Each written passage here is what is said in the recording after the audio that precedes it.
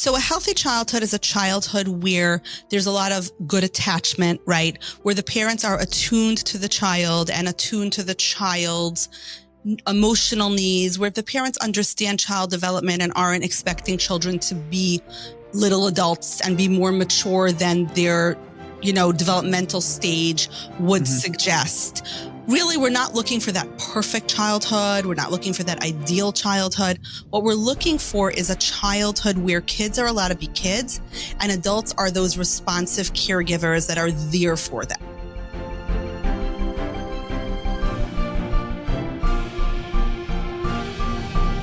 Welcome back to the Jews Next Door. It is an absolute pleasure to be virtually sitting with Dr. Robyn Koslowitz, who is really one of the great leaders in our generation in the parenting realm. She is, first of all, she's a doctor. She's a clinical psychologist. She's a parenting educator, and she's also the educational director of the Targeted Parenting Institute. So she has such incredible wisdom on parenting and is working on really incredible things, coming up in the parenting realm. If you haven't yet seen her on Instagram, you should check her out. Her stuff is incredible. Her content is amazing. It's insightful. It's powerful, and it's really it's great for everyone. So thank you so much for taking the time to sit with us today. Thank you so much for having me. I really appreciate the chance to chat about my two passions, which is parenting and more effective parenting. So this is fantastic. Amazing. So tell us a little bit just about yourself in general, like your journey and how you came to become so knowledgeable in the field of parenting. So I'm a clinical psychologist. I have my PhD from NYU.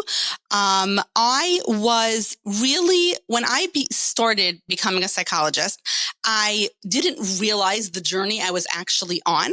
So I was studying two very separate areas. I was studying trauma in terms of how to treat trauma. And then I was studying child development. I was part of a research project working on a research team studying temperament in early childhood and best practices for parenting kids based on their temperament. And my clinical interest was in treating trauma. I also kind of by chance, but kind of not, got placed in one of my externships working with acting out kids.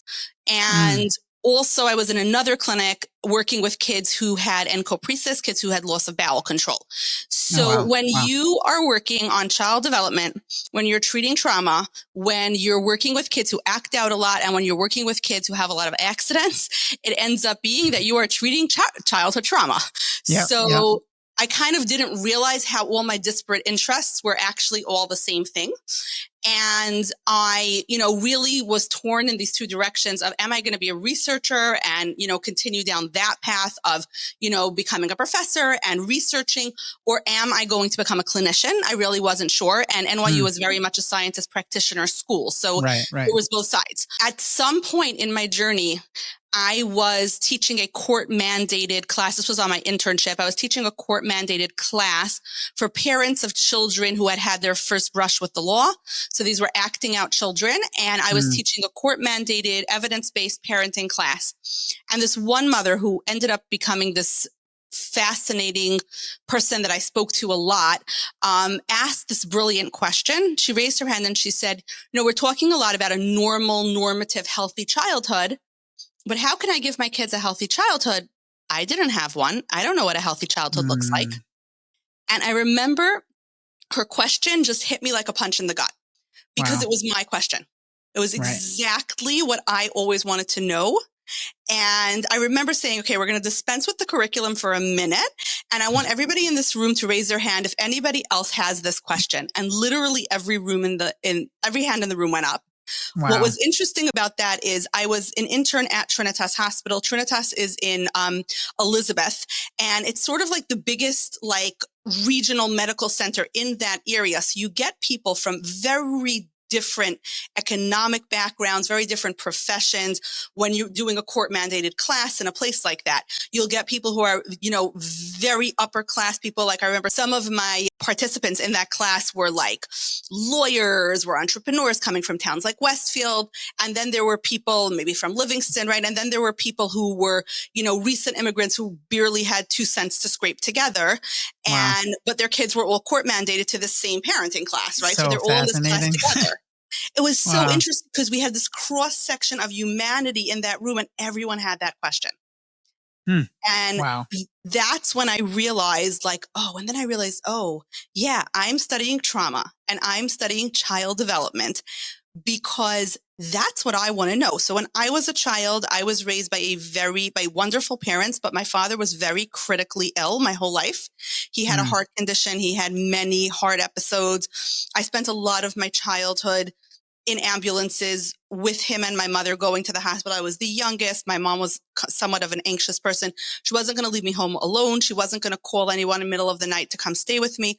So I would go along with them in the ambulance to the hospital while my father was having chest Wow. pains and all this kind of stuff. Oh It gosh. was it was terrifying as a little kid. Yeah.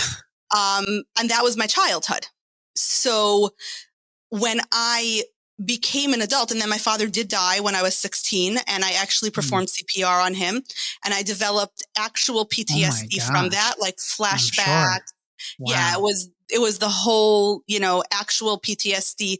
I actually thought at the time that I was going crazy, like not to use a term that I don't actually use in clinical practice, but at age 16, I was sure I had schizophrenia. Like I was actually volunteering at the time in a nursing home, and there was a wing for patients who had like persistent mental illness, who were elderly. And I saw what schizophrenic patients looked like. And I thought that's happening to me because I would hear a siren and I would immediately be right back in my father's bedroom performing CPR. Like I could be in chemistry, focusing on what the teacher's saying, to all intents and purposes, a great kid in high school doing, regular high school things. And all of a sudden I was literally there. Like I could see the room around me. Then when I was in college, I had an abnormal psychology professor, and he was teaching us about PTSD and flashbacks and Vietnam vets who there were stories about people who shot, a neighbor because a car backfired because they thought they were back in Vietnam, and I raised my hand and I said, is that only from people who were in a war? And he said, well, no, it's any event that was truly traumatic and too big for your brain to process. I said, what about witnessing a death? And he said, yeah, that would do it. Right. And I realized at that point that I wasn't schizophrenic. I had PTSD.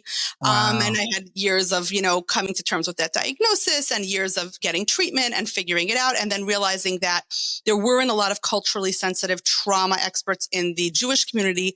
And I was going to do that. So became my clinical interest. And then child development was, how do you parent as a young parent who's healthy, who wants to provide Mm. their kids with a healthy childhood in a home that's not organized around somebody's disease?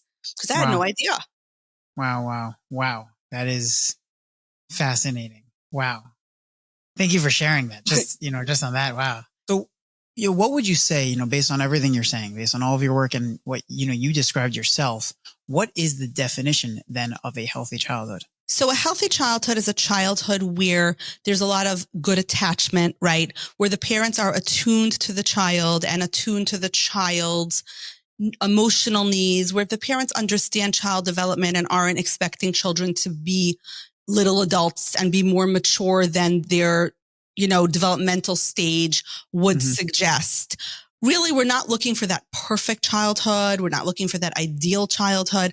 What we're looking for is a childhood where kids are allowed to be kids and adults are those responsive caregivers that are there for them. Okay. But as not all of us are clinical psychologists who understand all of that. So how can parents realistically learn all of that in a way that they can make sure that they're providing their child with that not perfect childhood, but healthy childhood?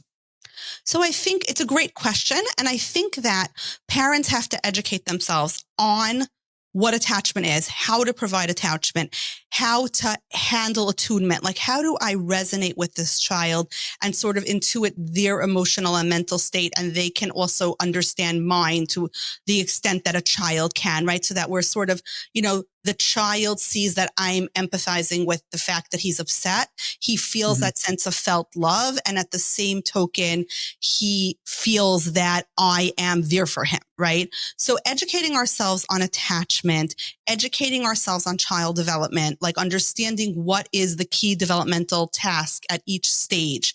Really, attachment is a drive, right? It's a neurobiological instinct that we have. We are meant to attach to our children. They are meant to attach to us. So attachment isn't so complicated. A lot of times people will you know, buy every single gadget on the market that is supposed to promote attachment.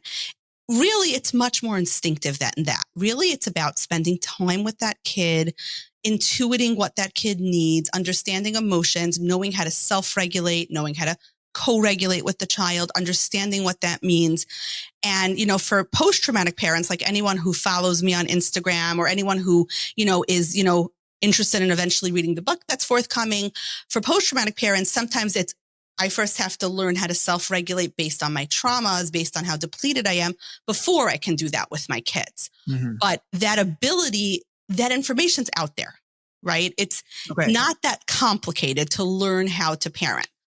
One thing I will say is that learning about attachment does not mean, when I say attachment, I don't mean the book Attachment Parenting by Dr. William Sears. That is one particular understanding of attachment that is not necessarily what we're talking about when we're saying attachment.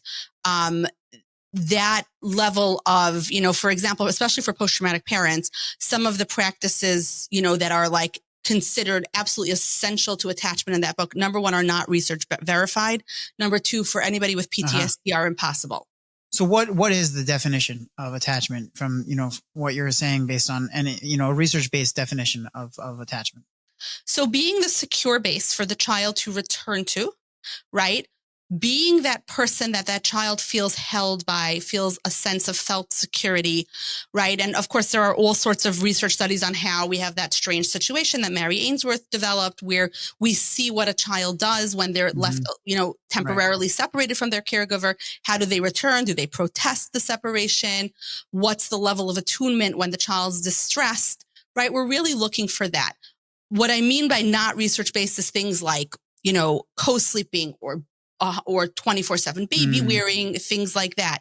A baby can have attachment to a parent, even if they're not co-sleeping 24/7. If you have PTSD and you try to co-sleep, it's not going to work. And that doesn't mean that your kid's not going to have attachment with you. If you have PTSD and you're trying to baby wear, but perhaps your trauma makes that very anxiety provoking, you get touched out easily, you don't have to baby wear to provide good attachment to your child. Right. Those things are not research-based. Sure. And like you said before, that our childhood affects our children's childhood. In meaning, in order for us to be able to create a healthy and normal attachment, we need to first have our own, normal and healthiness within ourselves. So why is that? What's the basis for that it's so important for, I understand on a basic level, and it seems, simple. Seems like it doesn't even need to be stated, but I feel like let's flesh that out a little bit more. So at its core, attachment is really a case of learning, right? How do I learn if the world is a safe place that will allow me to explore and allow me to go back? How do I learn that when I have big emotions, somebody's going to soothe me and make me feel better? I learned that from what happens with my parent, right? So it's really learning. And one thing I want to make very clear, just because someone didn't experience good attachment does not mean they cannot provide good attachment. In fact, most of the attachment researchers did not experience good attachment themselves. John Bowlby had a terrible childhood. He was raised by a series of nannies. He was sent to boarding school at age 11. He later said that he wouldn't have a dog that he cared about have the kind of childhood that he had. So that's pretty strong, right? Many of those researchers didn't experience it. Doesn't mean we can't provide it. So sure, it would be great when somebody with secure attachment will just instinctively know how to attach to their child, or at least that's the thinking. But somebody who didn't have secure attachment for whatever reason, and remember, we're always saying parents did the best they could with the tools they have usually, right? Sure. So sure, someone didn't, like in my situation, right? I think my parents did their best to provide good attachment. I think they were wonderful people. But when there's that level of stress in a home, that's going to affect the developing child. It's just how it has to be. When we want to provide good attachment to our child, it's about putting that front and center. How do I give this child a sense of felt love and felt security? If we can do that, attachment's a skill. It's an incidence of learning. Anything that can be learned can be relearned and learned better. Anything that hasn't been learned can then be learned, right? So anyone who feels like I don't have that instinct, parenting's a skill, not an instinct. Learn the skill and you'll have it. And that has to do with what you're saying is also if a parent didn't have it, within their own childhood, so then they especially need to learn it more. And that's kind of, it's like, that's your whole entire thing, right? Post-traumatic parenting Yes. is this concept. So explain to us a little bit more about that. What's the process for a parent to go through to be able to say, okay, the reason that I'm struggling as a parent in this specific area is because, I had that challenge in my own childhood and now I need to correct X, Y, and Z.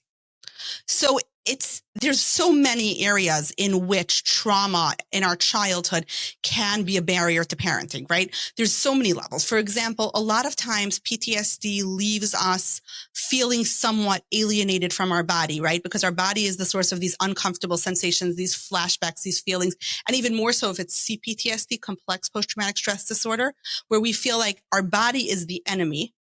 But parenting, a lot of times we do have to be able to tune into our body, to the signals it's giving us. We talk in parenting about co-regulation all the time. This idea that as I am calm and I lower my body's reaction to big emotions, and I'm okay with the fact that sometimes I get dysregulated, I can then help my child regulate themselves as well. Right. But if I've never learned to self-regulate, if I've never learned to do that, I can't co-regulate if I can't self-regulate. Right. Right. So if my body's the enemy, I'm certainly not going to be able to do that. And a lot of post-traumatic parents in that profile have, especially mothers, you'll hear a lot about mom rage and like suddenly out of nowhere, this hyper arousal. And then I'm so angry and I'm yelling at my kids and then I feel so guilty about it because did you know how to tune into those signals your body was sending you before they got so big? Right. And then after that, learn how to self-regulate. Then there are, very often post-traumatic parents have, beliefs about, for example, attachment. Like I had a mom who told me attachment's supposed to create this internal working model, right? Where once you have good attachment, you have an internal working model of the world. Or if you have poor attachment, you have an internal working model of the world that isn't as favorable. Like, if I cry, people will be mean to me, right? If I cry, no one will care, right? Those are internal working models that are part of insecure attachment. Right. So I had a mom say to me, my internal working model is broken, right? That sense, if I don't have an internal working model, how can I install one in my kid? Right. Also. Right.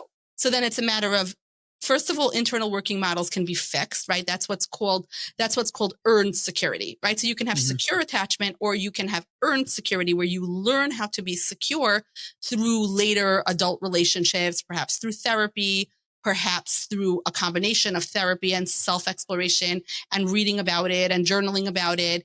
And then, maybe having an adult relationship that's, helpful and provides secure attachment. Maybe that's a marriage, maybe that's a friend, but like, oh, there's another way to be in relationships besides if I have emotions, people will get mad at me. Okay, good to know.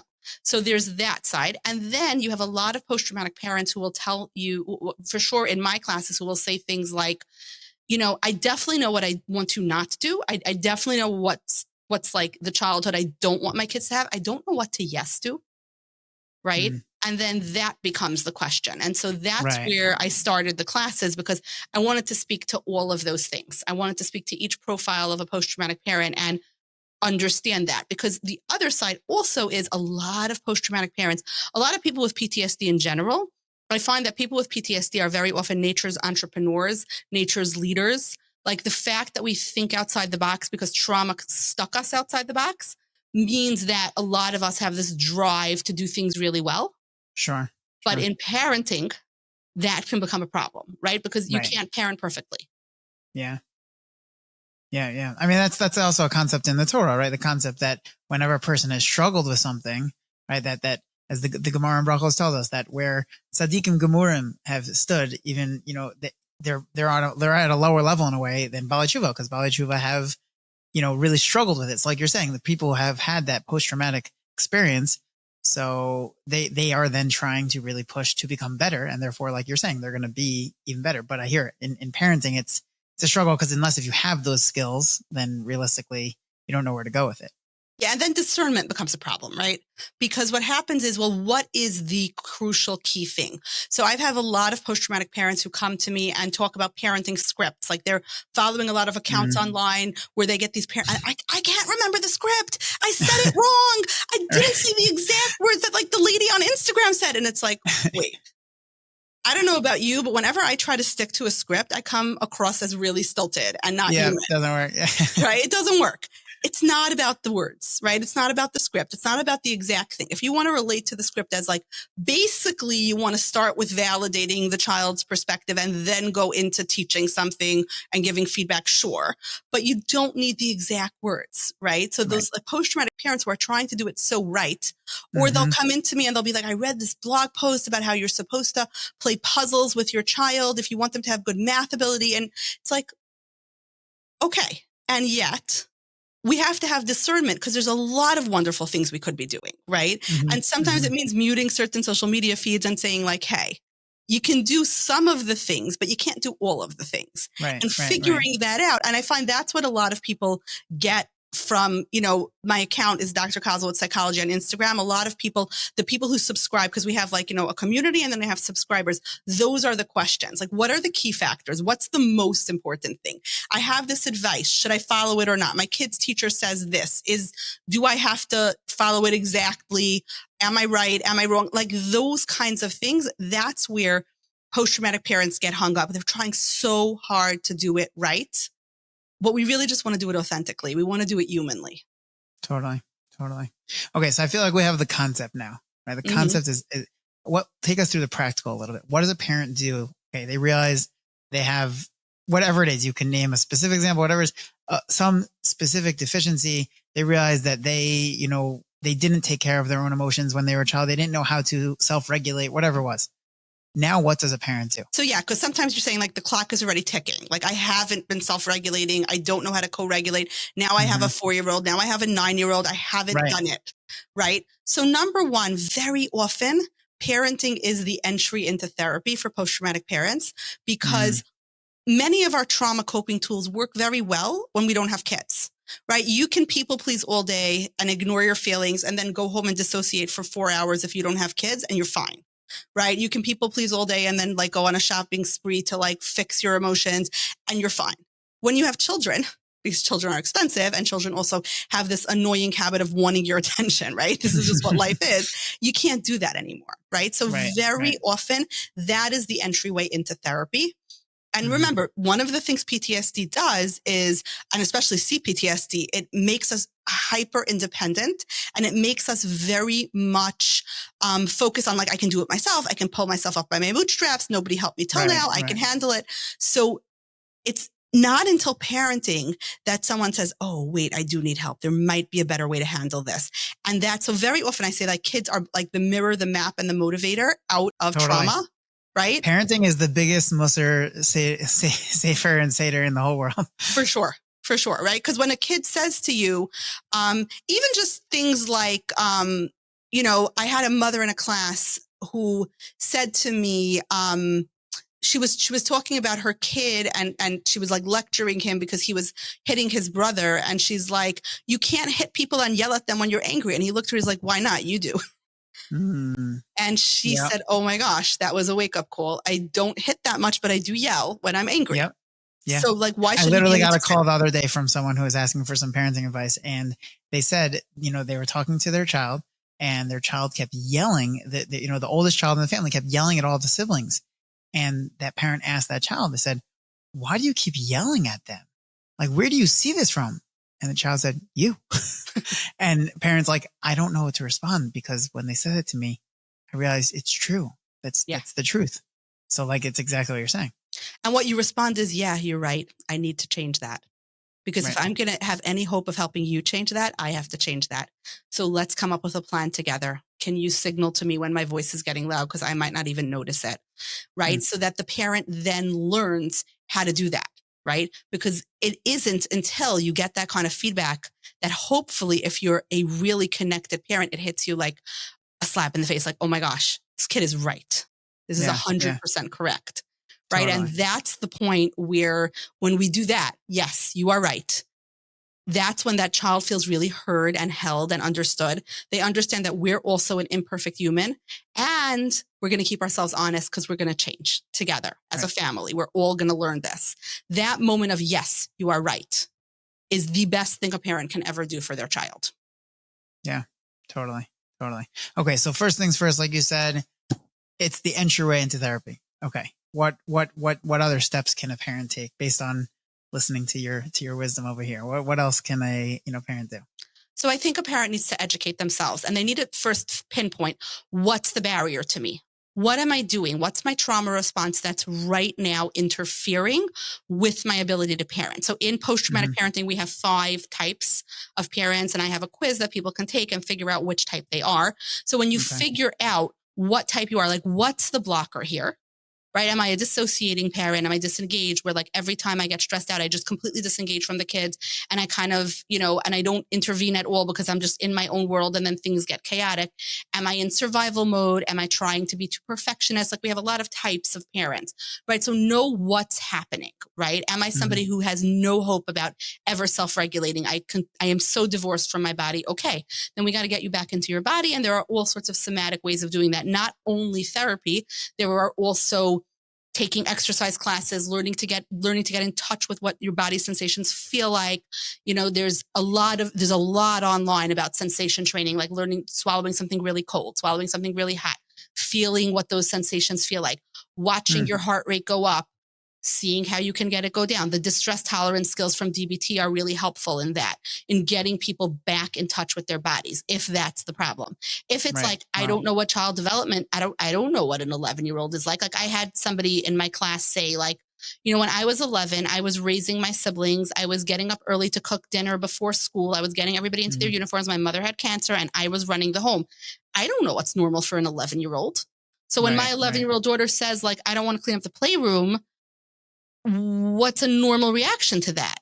Like, I don't want to do this, like, sort of like, I don't know, suffering Olympics, where it's like, I had to walk uphill both ways in the snow to get to school, right? I'm not trying to do that. But at the same token, do I get angry? Do I punish you want her? to teach them that there is responsibilities, and that, maybe I am giving her too much responsibility. I didn't like the amount of responsibility I had when I was a kid. Like, what do I do here? Right. So educate yourself. It's not that hard to learn about child development. There's, again, a ton of resources out there. And this is one of the reasons why I'm writing my book, because I want that information to be easily accessible to people.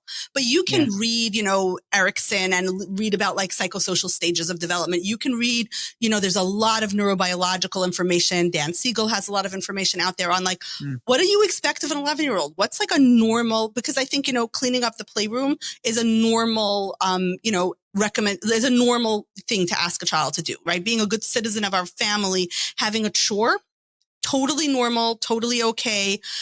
What's the reaction when they don't follow their chore? Well, humans don't, right? Humans are good at shirking responsibility when they can. That's normal. So what's your reaction going to be, right? All of that. If your reaction comes from like that wounded inner child of yours that's like, at 11, I was taking care of a family of 8. How dare you? Then we have to address that inner child, because that's about your inner child needing healing. That's not about the kid in front of you. If it's coming from I don't know what's normal, then learn what's normal, right? Or rather, normal is a setting on the dryer, normative, right? What's healthy, what should be expected. And it's just a matter of learning it. Sure. And what if, a parent, let's say, already realizes they're not at the first stage, but they're already at like stage 5, where they're already seeing how it is affecting their child. So what type of intervention can they do to kind of like walk it back a little bit? So that's where they need post-traumatic parenting help, right? Where first there's going to be a lot of background and a lot of foundational work, which means they're not changing anything about their parenting just quite yet. They're first in a learning phase, and they're learning all this stuff. And then it comes to implementation. And very often that does mean acknowledging and validating to the child, I was handling things this way, and I've rethought that. I don't like the way I've been handling these things. I don't like the way I yell. I don't like the way I, check out and let you guys have screen time all evening, and I'm not really involved in your lives. I don't like that anymore. I want us to change. And then I call building the castle in the cloud, right? For the kids, what's in it for them? Because like, if the kids are like 9 and 11, they're like, no, I'm good. You check out. I'll watch. I'll stay on Netflix all day, right? Very often we have to build that castle in the cloud. What life will be like when our relationship is better. And developmentally, children are able to handle that, meaning they're able to say, my parent's not like a hypocrite for changing, and, not like kind of losing their trust in their parents in a way. Well, I think you gain a lot of trust when you're authentic. Saying to a kid, you know, I don't value yelling and I find myself yelling a lot. I don't Hmm. want to be the mom who yells a lot and I want to be close to you.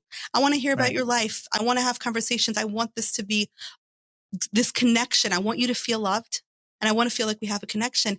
I want to do the work to make that change and I'm going to need your cooperation. I think that's so authentic and so real. I mean, imagine if your boss came to you, right? Of course, a parent's not a boss, but imagine if your boss came to you and said, you know, I realize I've been really harsh and critical of some of the things you've been turning in. I don't like that in myself. I'm going to do some work on myself to figure out why you in particular, I seem to be the most critical to, and I want to change and I want you to help me create some checks and balances. You'd feel Right. so Totally. appreciated, right? Yeah. I remember the first time when I was working at NYU, and I will have undying respect for this professor, where she made a mistake. It was Dr. Sandy McClary, who ended up being my dissertation chair. She made a mistake. Mm. And she came to me and she's like, Robyn, I think she told me that I hadn't done something correctly, and I had. And I was feeling so like, oh my gosh, what did I do wrong? And by nature, I'm not a great statistician, but I really thought I did it right. And she came Hmm. back, Robyn, I was wrong. I'm so sorry. It wasn't yours that was an error. I felt such respect for her just coming Yeah. back to me. And she didn't Sure. email me, but she could have. She like walked down a few floors from her office to the research lab to find me and say, Robyn, I was wrong. It wasn't yours. That was a mistake. You did it just fine. I had Yeah. such Takes a immense big respect for person to her. be able to admit that. Yeah. Yeah. Right. And 100%. you notice what she didn't do is like, I'm awful and I'm terrible and I'm horrible. Right. She didn't like put the burden of that on me. Like I have to like reassure her, make her feel better. We don't want Right. to do that with our kids either. But saying to them, let's figure out how that's the castle in the cloud, this great relationship that we have. How do we get from here to there? What are checks and balances we can put in place to keep both of us honest? And what's something we can look forward to when all of that happens? Right. So that the child feels like bought into this mission. It's not like, no more screen time. I don't like screen time. We're doing too much of it. Like, that's not what we're saying. We're saying like, I want to give your brain a fighting chance against big tech. So let's figure out a plan. I'm not saying like you're never going to watch anything ever again, but let's come up with a plan that feels correct for both of us. That makes sense. Totally. But then mom has to also like shut her smartphone during times that she's parenting, because you can't parent and pay attention to a smartphone at the same time. Just doesn't happen. And it's also about modeling, meaning for them to see, well, if she's taking away or he's taking away my screen time, so what about their screen time? Like, it can't be like this like contradiction. Right. It's also not taking away. It's like, are we having a conversation about using it reasonably and responsibly? Totally.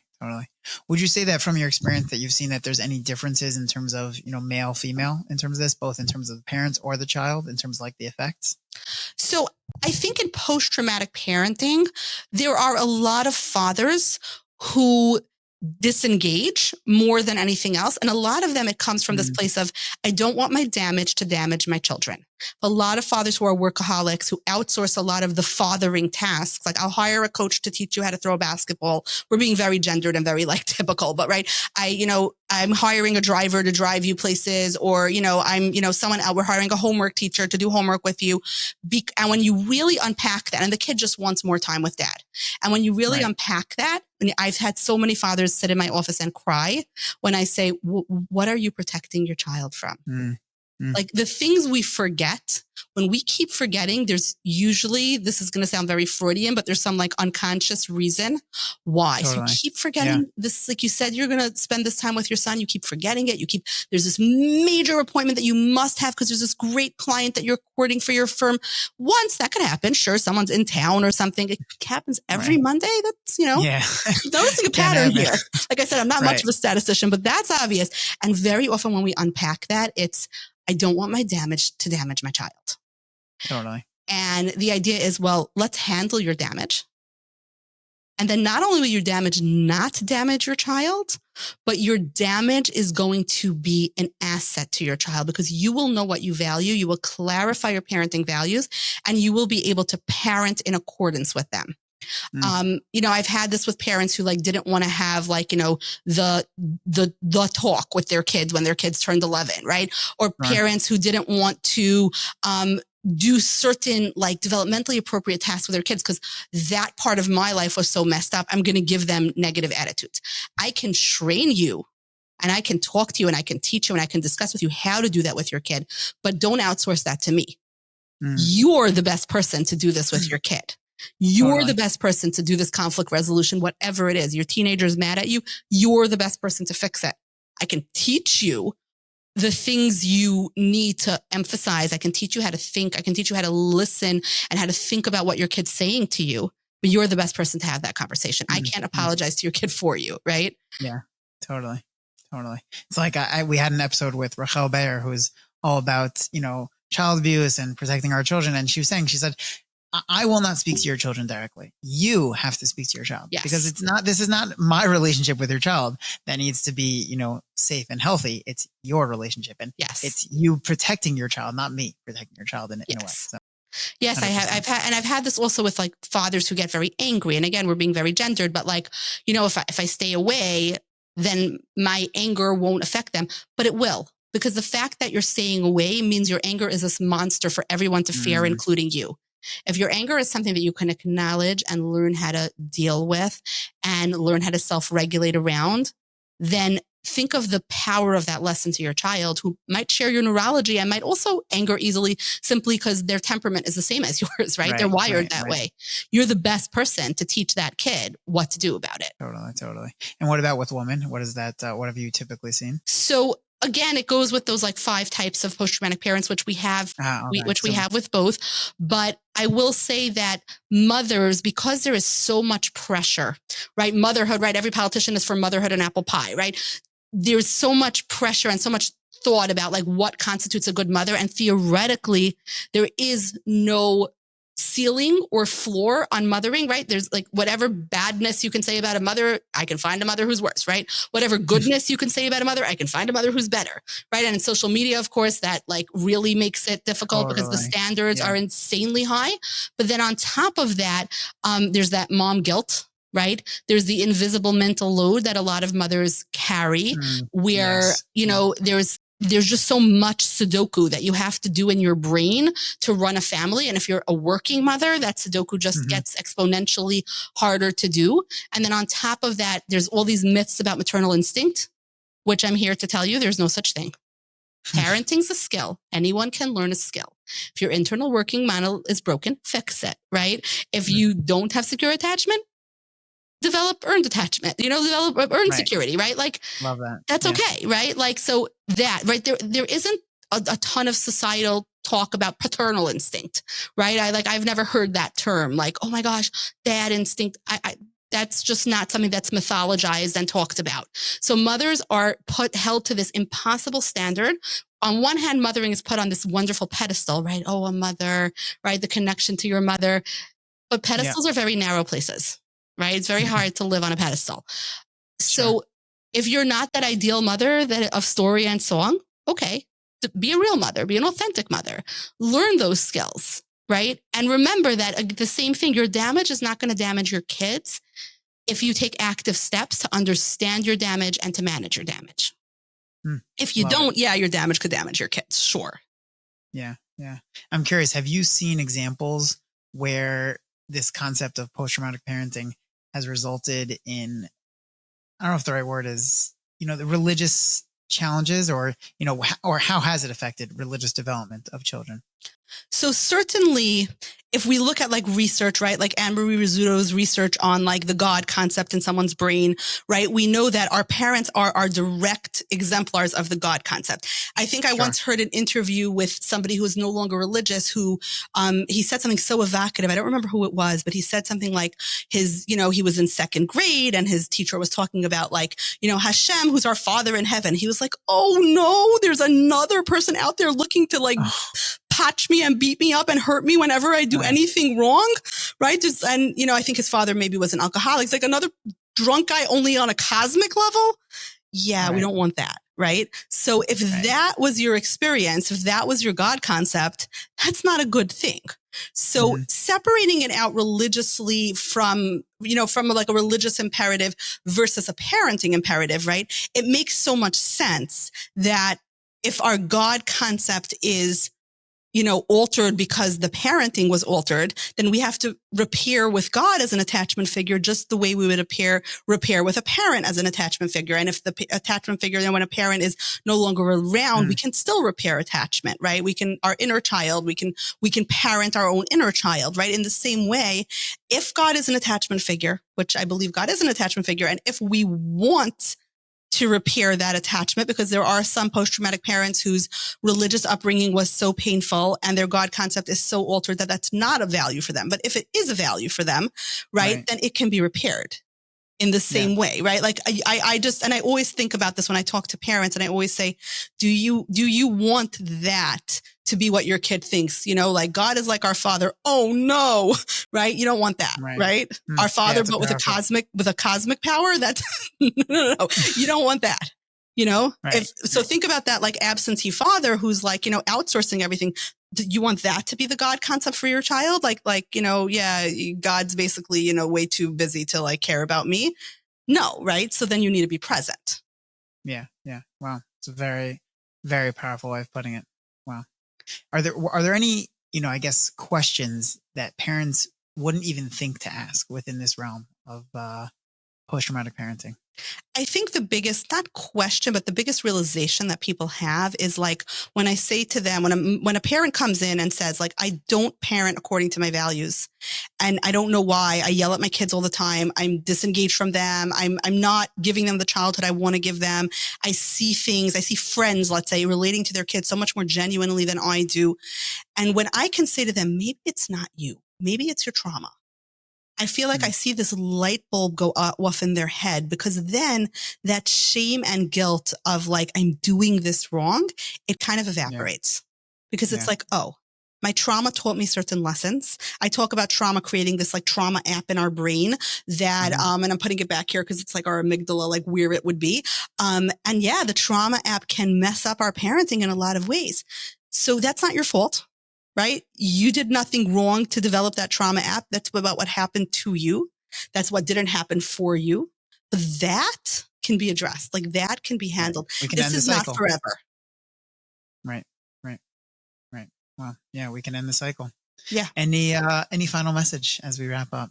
So I just want to give that message of hope that it is never too late to repair, right? No matter how old someone's kids are. Right? It's not like the early attachment theorists thought like it was all over by age 2. Like if you didn't have good attachment by age 2, like that's that. It's not true. We can repair relationships whenever and wherever. Even adult parent-child relationships can be repaired, provided both sides want the repair and want to do the work necessary to have that repair. We always can fix it, right? And also, parenting isn't just a healthy endeavor. It can also be a healing one. We actually can address our inner child and raise our inner child and help our inner child alongside our actual children. We have that ability. Wow. Love it. Wow. Thank you so much. This was incredibly insightful. And if you want to learn more about this, you should go visit Dr. Kozlowitz's page and check out her book that's coming out shortly. And I think, right? Or hopefully shortly. The book is coming out. It's forthcoming. I think publication date is scheduled from like a year from now. Books take a very long time, like to actually be published. But meanwhile, people could check out at Dr. Koslowitz Psychology on Instagram and Facebook. We have both like a big post-traumatic parenting community, and we also have a post-traumatic parenting subscription where people can ask their specific questions, just like until the book is out, so people can, get more of that information. And there's also the post-traumatic parenting podcast, which is available wherever you get your podcasts.